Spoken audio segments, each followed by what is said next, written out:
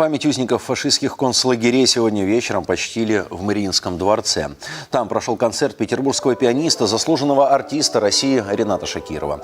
Он исполнил музыку из своего нового авторского проекта «Сарабанда». Также под сводами ротонды прозвучали 6-я партита Баха и произведение цикла «Микрокосмос» Бартака.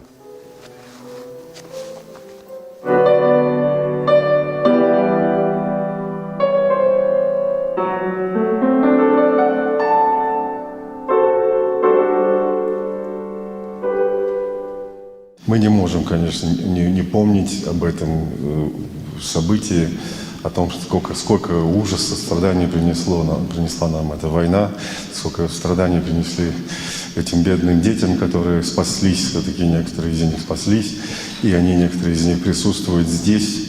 Низкий поклон вам. Среди гостей вечера около 70 ленинградцев, спасенных узников фашистских концлагерей. Погибших почтили минутой молчания организаторы концерта, законодательное собрание и Петербургский союз музыкальных деятелей.